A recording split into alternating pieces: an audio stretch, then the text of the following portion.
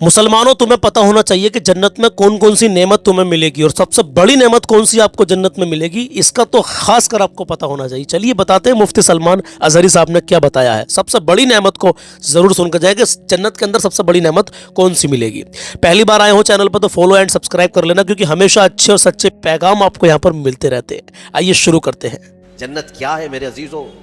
آج تک اس کو کسی آنکھ نے دیکھا نہیں، کسی کان نے اس کے مثل کوئی چیز سنی نہیں۔ ہاں، مصطفیٰ کریم صلی اللہ تعالیٰ علیہ وسلم سے جو ہم نے سنا ہے جنت کی نعمتیں کیا ہیں، وہاں پر کس انداز سے محلات تعمیر ہیں۔ ایک ایک محل جو جنتیوں کو دیا جائے گا، اس کی دیواریں ایک سونے کی اینٹ سے، ایک چاندی کی اینٹ سے اس طرح تعمیر کی گئی ہیں، زمین مکمل نرم زعفران سے، اور گھر محلوں کے اندر جواہرات، یاقوت، زمرد، لؤلؤ اور نہ جانے مرجان، کون کون سے قیمتی پتھروں سے محل کو سجایا گیا ہے۔ ایک چھوٹے محل کی بات کر رہا ہوں۔ پھر ہر محل کے اندر نہر جاری ہوگی، جنات تجری من تحتها الانہار، وہ ایسے باغیچے تمہیں دیے جائیں گے جن کے نیچے نہریں بہ رہی ہوں گی۔ وہ نہریں کس طرح کی؟ ان نہروں کے متعلق کہا گیا ہے دودھ سے زیادہ سفید پانی اور شہد سے زیادہ میٹھا ہوگا، اور جو اس سے پانی پی لے وہ کبھی پیاسا نہ ہوگا۔ لا نظمأ بعدہ ابدا، اس کے بعد کبھی پیاس نہ لگے اگر اس سے دنیا میں ایک کسی کو پلا دیا جائے۔ وہ جنت کی نہریں، ایک ایک کا سب، ایک ایک جنتی ان سب چیزوں کا مالک ہے۔ پھر اس کے بارے میں سورہ واقعہ میں ملتا ہے یہ کیسے بیٹھے ہوں گے جنتی۔ قرآن پاک سورہ واقعہ پڑھو تو آپ کو سمجھ میں آئے گا۔ ثلۃ من الاولین وقلیل من الآخرین علی سرر موضونۃ متکئین علیہا متقابلین، سریر یعنی دیوان لگائے ہوں گے، ان کے گدے بچھائے گئے ہوں گے بہت ہی اعلیٰ قسم کے۔ پوری دنیا کے بادشاہ مل کر وہ دیوان نہیں خرید سکیں گے، ان کے پاس اس طرح کا دیوان کبھی آیا نہیں ہوگا۔ جنتیوں کو بٹھایا جائے، ایک جنتی اس پر مسہری پر بیٹھے ہوگا، متکئین ٹیک لگائے بیٹھے ہوں گے۔ یہ جنت کے احوال بیان ہو رہے ہیں، ٹیک لگائے بیٹھے ہوں گے اور آمنے سامنے ہوں گے دوسرے جنتی بھی۔ دوسرا جنتی اس طرف ہے، ایک جنتی اس طرف ہے، آمنے سامنے ہوں گے۔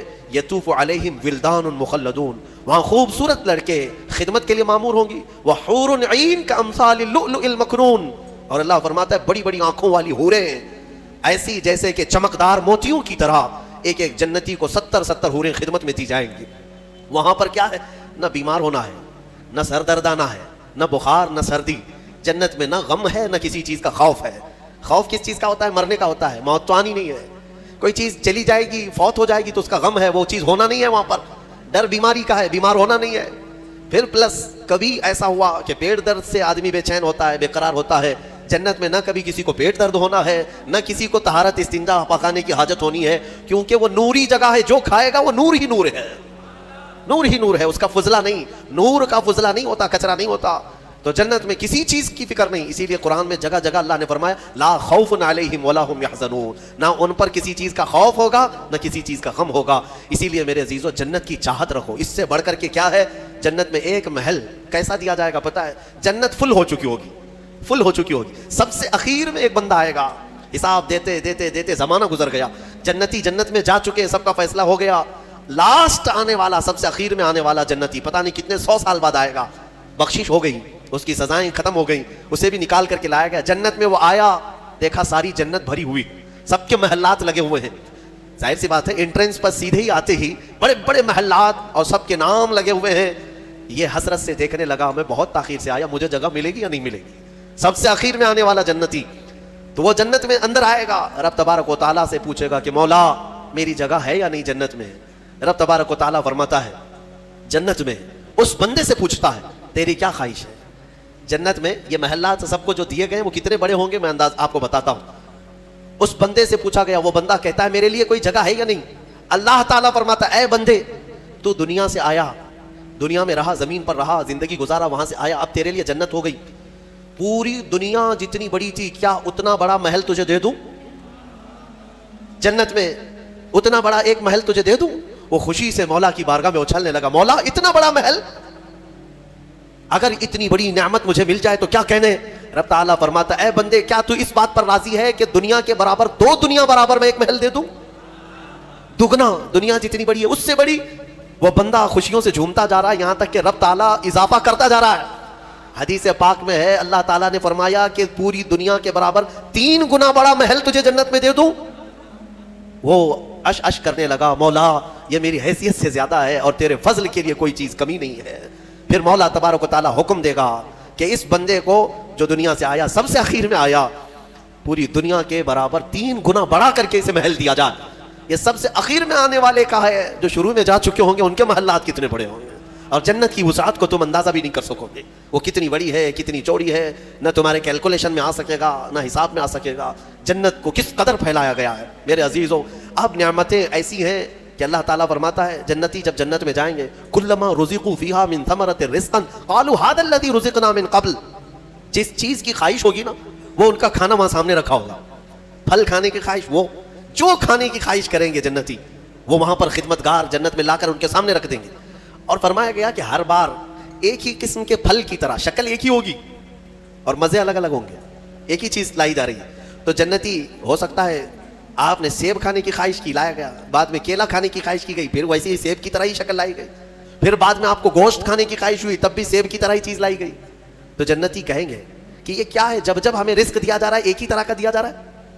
تو رب تبارک و تعالیٰ قرآن میں فرماتا ہے کلما رزقوا منہا من ثمرۃ رزقا قالوا ھذا الذی رزقنا من قبل. کہیں گے وہ ایسا ہی ہم کو اس سے پہلے بھی ملا تھا.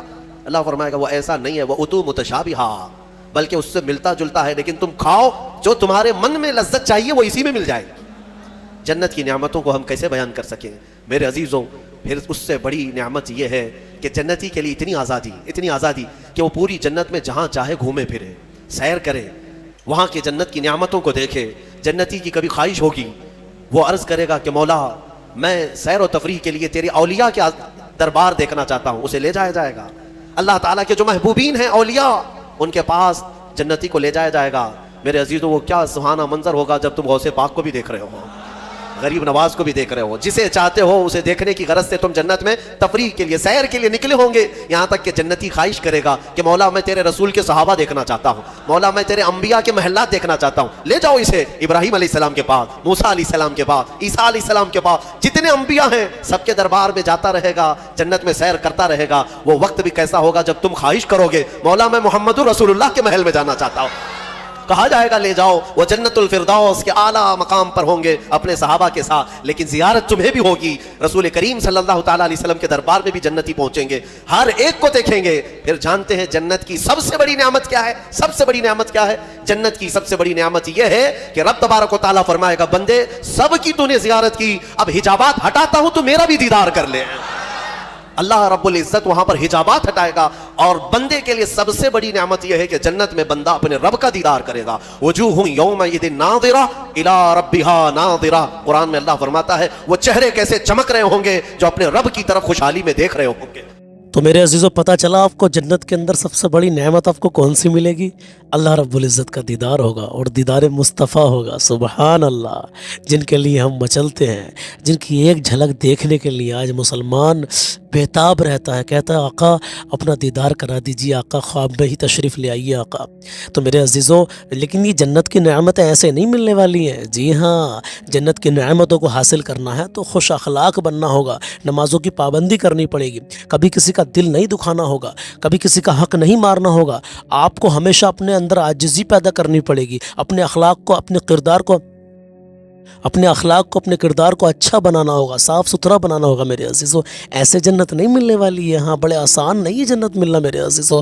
میں دعا کرتا ہوں پروردگار یا اللہ عز و جل, یا میرے کریم رب ہم سب کو نیک اعمال کرنے کی توفیق دے دے مولا. تمام امت مسلمہ کو اپنے حبیب کے صدقے میں مولا بخش دے مولا. میرے والدین کی, ساری امت کی بے حساب مغفرت فرما مولا, بے حساب مغفرت فرما. میرے عزیزوں میرے پیارو, آپ اس ویڈیو کو اس نیت سے آگے شیئر کر دینا کہ پتہ نہیں کس کے دل میں اتر جائے بات, پتہ نہیں کون سا میرا بھائی نیک بن جائے. یا اللہ ہمارے وطن عزیز ہندوستان میں امن اور سکون عطا فرما, امن اور سکون عطا فرما مولا. آمین کہیں, پتہ نہیں آپ میں سے کس کی آمین اللہ کی بارگاہ میں قبول ہو جائے.